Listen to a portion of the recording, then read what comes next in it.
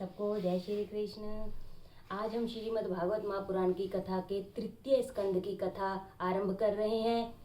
और आज का अध्याय है विदुर जी एवं उनकी पत्नी सुलभा का भगवत प्रेम। आत्मा को यह शरीर बंधन में रखता है। शरीर जड़ है, आत्मा चेतन है, किंतु जड़ चेतन की यह ग्रंथि असत्य है, गलत है, क्योंकि चेतन को जड़ वस्तु किस प्रकार बांध सकती है। यह ग्रंथि असत्य होने पर भी जिस तरह स्वप्न हमें रुलाते हैं वैसे ही यह हमें भी रुलाती है। तात्विक दृष्टि से देखें, हम यह नहीं कह सकते कि जड़ शरीर चेतन आत्मा को बांधकर रख सकता है। चेतन आत्मा को जड़ शरीर बंधन में नहीं रखता। आत्मा शरीर से भिन्न है, यह बात सभी जानते हैं, किंतु इसका अनुभव बहुत कम लोग कर पाते हैं। सुखदेव जी कहते हैं, हे राजन, तुम जो प्रश्न करते हो वैसे ही प्रश्न विदुर जी ने मैत्रेय जी से पूछे थे। ये विदुर जी ऐसे हैं कि आमंत्रण के बिना भी भगवान उनके घर गए थे। परीक्षित ने कहा, विदुर जी और मैत्रेय जी का मिलन कब हुआ, वह मुझे बताइए। सुखदेव जी कहते हैं कि आमंत्रण पाए बिना ही भगवान विदुर जी के घर गए थे। उस प्रसंग की बात पहले मैं बता दूं। धृतराष्ट्र ने पांडवों को लाक्षागृह में जला देने का प्रयत्न किया था। विदुर जी ने धृतराष्ट्र को उपदेश दिया, किंतु उसका धृतराष्ट्र पर कुछ भी असर नहीं हुआ। विदुर जी ने सोचा, यह धृतराष्ट्र दुष्ट है, उसके कुसंग से मेरी बुद्धि भी भ्रष्ट हो जाएगी। फिर भी उन्होंने उसको कई बार उपदेश दिया, किंतु धृतराष्ट्र ने एक भी न सुनी, तो विदुर जी उनके घर को छोड़कर चले गए। विदुर जी अपनी पत्नी सुलभा के साथ समृद्ध घर का त्याग करके वन में चले गए। वनवास के बिना जीवन में सुवास नहीं आ सकता, इसीलिए तो पांडवों ने और भगवान रामचंद्र जी ने भी वनवास किया था। विदुर जी तो पहले से ही तपस्वी सा जीवन बिताते थे और भगवान का कीर्तन करते थे। इसीलिए दुर्योधन के 56 भोगों को छोड़कर श्री कृष्ण ने विदुर जी के घर भाजी का प्राशन किया। विदुर और सुलभा वन में नदी के किनारे कुटिया बनाकर रहने लगे और तपश्चर्या करने लगे। वे हर रोज 3 घंटे प्रभु का कीर्तन और 3 घंटे प्रभु की सेवा करने लगे। 12 वर्ष तक वे इस प्रकार भगवान की आराधना करते रहे। मन को सत कर्म में लगाए रखो, नहीं तो मन निठल्ला होकर पाप करेगा। भगवान का वे कीर्तन करते थे और भूख लगने पर भाजी खाते थे। भोजन करना पाप नहीं है, भोजन में ही खो जाना और भोजन करते समय भगवान को भूल जाना पाप है। कई लोग कड़ी खाते खाते उसी में खो जाते हैं और अगले दिन माला फेरते हुए भी कड़ी को याद करते हैं। मन में सोचते हैं कि कल कड़ी कितनी स्वादिष्ट थी। विदुर जी ने सुना कि द्वारिका नाथ संधि कराने के लिए हस्तिनापुर आ रहे हैं।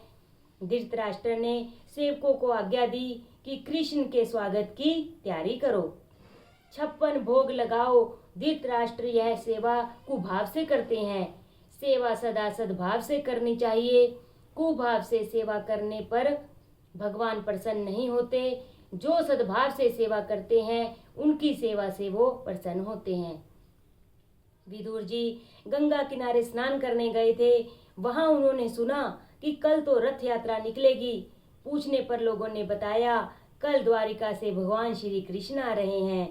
विदुर जी घर लौटे। वे बड़े ही आनंद में दिख रहे थे। उनकी पत्नी ने पूछा, क्या बात है कि आज आप बड़े खुश दिखाई दे रहे हैं।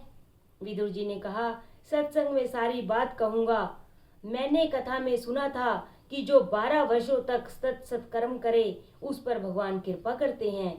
12 वर्ष एक स्थान पर रहकर ध्यान करने वालों को प्रभु दर्शन देते हैं।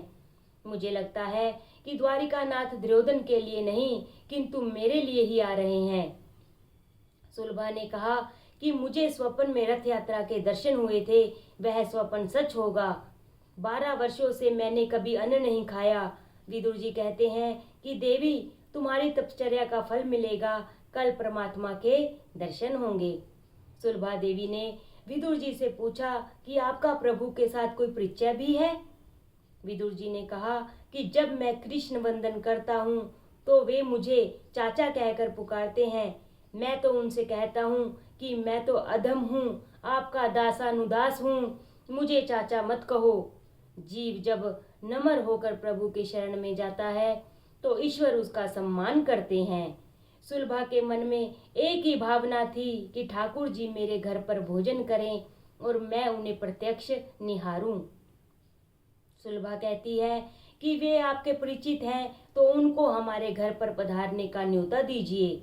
मैं भगवान से तो रोज भगवान को भोग लगाती हूँ, मैं भावना से तो रोज भगवान को भोग लगाती हूँ। अब मेरी यही इच्छा है कि मेरी दृष्टि के समक्ष वे प्रत्यक्ष रूप से भोजन करें। विदुर जी कहते हैं कि मेरे आमंत्रण को अस्वीकार तो वे नहीं करेंगे, किंतु इस छोटी सी झोपड़ी में हम उनका आदर सत्कार कैसे करेंगे। उनके आगमन से हमें तो आनंद होगा, किंतु उनको तो कष्ट ही होगा। मेरे भगवान 56 भोगों का प्राशन करते हैं। धृतराष्ट्र के घर उनका भली भांति स्वागत होगा। मेरे पास तो भाजी के सिवा कुछ भी नहीं है, मैं उन्हें क्या अर्पण करूंगा। हमारे यहाँ आने से ठाकुर जी को परिश्रम होगा। अपने सुख के लिए मैं भगवान को जरा सा भी कष्ट नहीं देना चाहता, यही पुष्टि भक्ति है। सुलभा ने कहा, मेरे घर में चाहे दूसरी कोई चीज भले ही न हो, किंतु मेरे हृदय में परमात्मा के लिए अपार प्रेम तो है। वह प्रेम ही मैं तो भगवान के चरणों में समर्पित कर दूंगी। हम जो भाजी खाते हैं वही ठाकुर जी को प्रेम से खिलाऊंगी। जीव के सुधरने पर जीवन भी सुधरता है और जीव के बिगड़ने पर जीवन भी बिगड़ जाता है। सीधा सादा भोजन करने से जीवन शुद्ध होता है। यदि आहार सादगी पूर्ण और शुद्ध होगा तो शरीर में सात्विक गुणों की वृद्धि होगी। सत्व गुण के बढ़ने से सहन शक्ति भी बढ़ती है और अंत में बुद्धि स्थिर होती है। आहार शुद्धो सत्व शुद्धि, सत्व शुद्धो ध्रुवा स्मृति है। अतः विदुर जी की भांति अतिशय सादगी भरा जीवन जियो। जिसका जीवन सीधा सादा है वह अवश्य साधु बनेगा। सुलभा ने कहा कि मैं गरीब हूं तो क्या हुआ, गरीब होना कोई अपराध है क्या। आपने कथा में एक बार कहा भी था कि प्रभु प्यार के भूखे हैं, भगवान गरीबों से अधिक प्यार रखते हैं। विदुर जी ने कहा, भगवान राजप्रसाद में जाएंगे तो वहां सुख से रहेंगे, मेरे घर में उनको कष्ट होगा, इसीलिए मैं भगवान को यहाँ लाना नहीं चाहता। देवी, हमारे अंदर कुछ पाप अभी बाकी हैं, मैं तुम्हें कल कृष्ण के दर्शन कराने के लिए ले जाऊंगा, किंतु ठाकुर जी अपने घर आए ऐसी आशा कभी मत करो। वे बाद में कभी हमारे यहाँ आएंगे अवश्य, पर कल नहीं। वैष्णव इस आशा के सहारे ही जीता है कि मेरे प्रभु आज नहीं तो 5-10 वर्षों के बाद कभी तो आएंगे ही, और नहीं तो कम से कम मेरे जीवन के अंत काल में तो आएंगे ही। सुलभा सोचती है कि पति संकोचवश आमंत्रण नहीं दे रहे हैं, किंतु मैं तो मन से आमंत्रित करूंगी। अगले दिन विदुर और सुलभा बाल कृष्ण की सेवा करते हैं। बाल कृष्ण स्मित कर रहे हैं। विदुर और सुलभा भगवान की प्रार्थना करते हैं। रथ यात्रा के समय मार्ग में इकट्ठे हुए ब्राह्मण वृंदों के द्वारा की गई स्तुति को सुनकर हर कदम के साथ जो द्रवित हो रहे हैं, वे दया के सागर अखिल ब्रह्मांड के बंधु और समुद्र पर कृपा करने के हेतु उसके तट पर निवास करने वाले श्री जगन्नाथ स्वामी सदा मेरे नेत्रों के सम्मुख रहें। हमेशा रथारूढ़ द्वारिका नाथ के दर्शन करो। भगवान रथ में बैठकर जा रहे हैं। जब तक जीव शुद्ध नहीं होता तब तक परमात्मा उससे आंख नहीं मिलाते, और जब तक 4 आंखें एक न हो तब तक दर्शन में आनंद नहीं मिलता।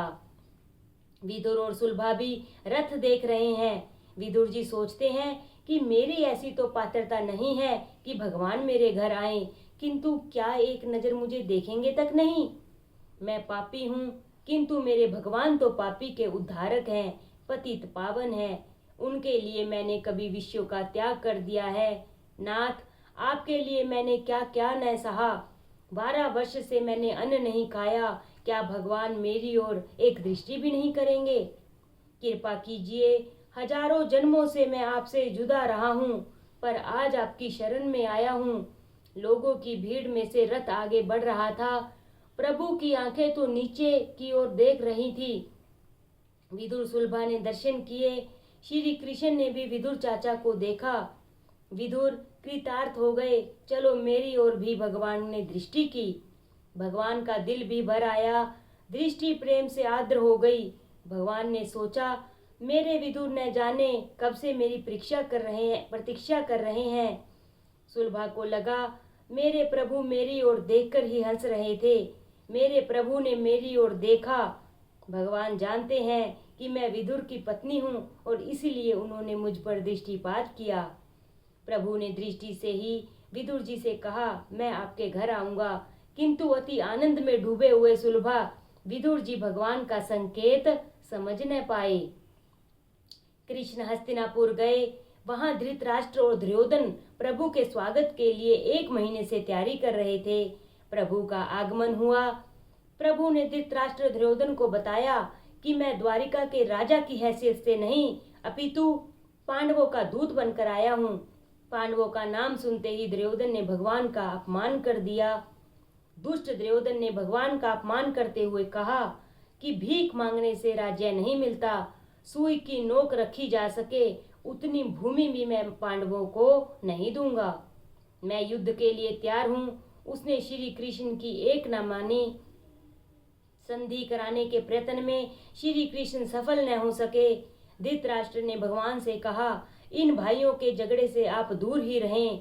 आपके लिए 56 भोग तैयार हैं, आराम से भोजन कीजिए। श्री कृष्ण ने कहा, तुम्हारे घर का अन्न खाने से तो मेरी बुद्धि भी भ्रष्ट हो जाएगी। पापी के घर का अन्न खाने से किसी भी व्यक्ति की बुद्धि भ्रष्ट हो सकती है।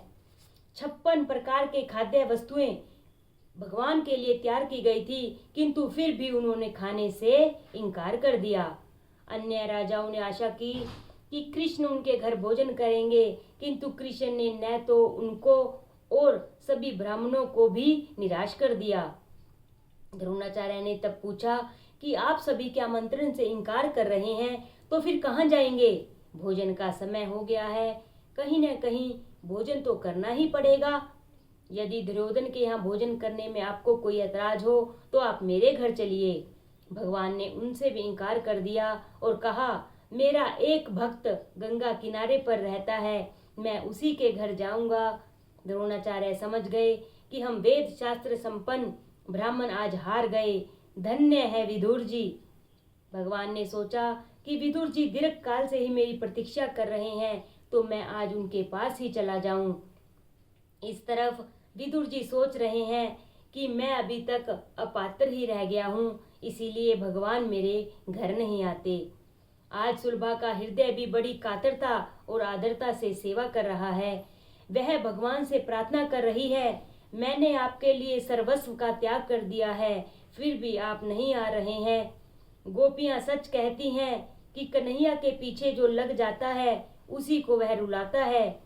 आपके लिए मैंने संसार सुख को त्याग दिया, सर्वस्व आपके चरणों में रख दिया, फिर भी मेरे घर आपका आगमन क्यों नहीं हो रहा है?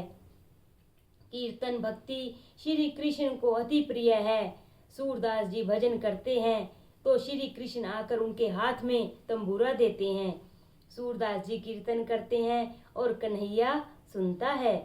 नहम वसामि वैकुंठे योगिनाम हृदयेन च मद भक्ता यत्र गायन्ति तत्र तिष्ठामि नारद। भगवान नारद से कहते हैं, न तो मेरा वैकुंठ में वास है, न तो योगियों के हृदय में।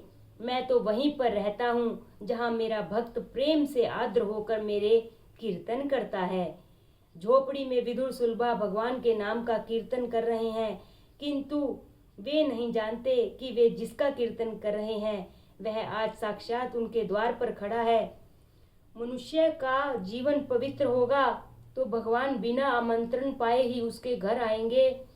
जो परमात्मा के लिए जीता है उसके घर परमात्मा स्वयं आते हैं। बोलो श्री भागवत महापुराण की जय, बोलो श्री कृष्ण भगवान की जय।